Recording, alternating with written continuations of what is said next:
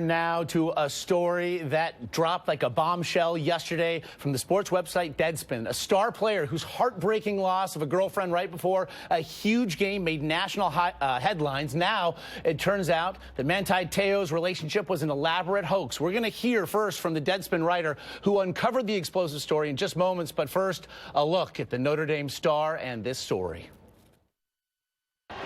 Manti Te'o, the All-American linebacker at Notre Dame, was known not just for his big hits on the field, but for his big heart off of it. His story of overcoming the loss on the same day of his grandmother and then his girlfriend, Lene Kekua, foregoing Kekua's funeral to then play Michigan, only added to his growing legend. How would you describe your emotions on the field tonight? I mean, they were with me. I miss them. The fame turned him into a contender for the Heisman, and the raw emotion humanized him. She made me promise that she said, babe, if anything happens to me, you promise that you'll stay over there and that you'll play. And that, you'll honor me through the way you play. This morning, Te'o and Notre Dame say that while the love and the tears were real, the girlfriend was not. And according to the sports website Deadspin, which broke the story, Lene Kekua was a hoax. And the picture we all saw of her was actually another woman who was very much alive and says she doesn't even know Te'o. This was a very elaborate, very sophisticated hoax perpetrated for reasons we can't fully understand. In a statement released overnight, Te'o wrote, quote, "To realize that I was the victim of what was apparently someone's sick joke and constant lies was and is painful and humiliating," end quote. During this fall's football season, the Notre Dame star talked often about the girlfriend he says he knew for years. When you have somebody that you talk to every single day, that you sleep with on the phone because she's going through a lot of things, and all of a sudden it's silence. That silence really eats at you. ESPN reporter Gene Wojciechowski interviewed Te'o in October.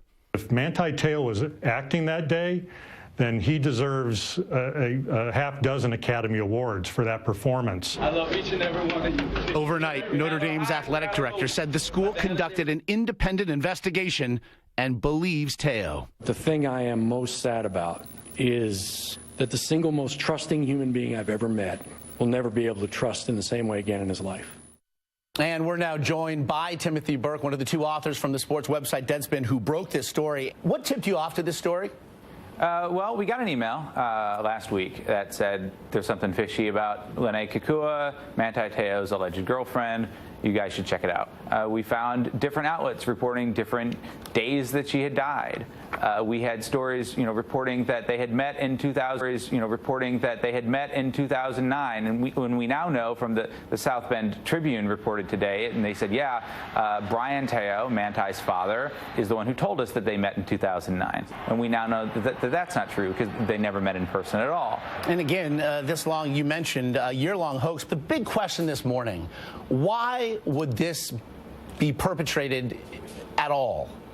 That's a great question, Josh, and it's one of those questions that is so hard to answer. And you think about the amount of time and energy it would take to pull off this hoax, to be on the phone, to have someone be on the phone that wasn't his friend Ronaiah, because he would have recognized his voice, presumably, to send all of these messages, these letters that he supposedly sent her, or that she sent him before every football game. All of these things to pull this off. He would not have been able to have his own life because he would have been consumed being this fake woman who was Manti Te'o's girlfriend. And so that's why I think a lot of people are very suspicious when Te'o says that he had no idea and he was just the sucker in this, because why would somebody go to such great lengths to hoax him like this? As somebody who led this investigation, do you believe that Manti Te'o was not at all complicit in this hoax? I think that there are some questions about when he became aware of it. We expect to hear from Manti Te'o soon, perhaps as soon as today. What questions then for you do you need Manti Te'o to answer? I want to know if he told his father this made-up story about how they met in 2009. And I want to know about the story about how she used to visit him in Hawaii, if that was a Manti fabrication or if that's something that Brian Teo just made up to tell the press. You know, it doesn't matter to me if Manti was the victim of a hoax or if he was in on it. I really just sort of want to know the truth about how the media came to report these things, because once the media reports something, it becomes part of the story, even if it's not true. So how did those things come about? Those are the questions I would want to ask Manti. You know, part of the story in this case, perhaps part of the myth. Timothy Burke of the sports website Deadspin, which broke this story. We appreciate your time this morning. Thanks, Josh. George? What a story. Now to those sweeping new proposals on gun violence from President Obama. The reaction has been swift and fierce from the NRA and other gun rights supporters. Some state officials and at least one governor suggesting they won't enforce proposals even if they become law. ABC's John Carl has the story. At a firearms trade show in Las Vegas Wednesday, the reaction to the president's plan was almost universally negative. I'm opposed to it. It's going to have zero effect on school shootings. I really don't agree with Obama. In Texas, Governor Rick Perry said he was disgusted by the way the president was using the Sandy Hook massacre. We need to be looking at this whole mental health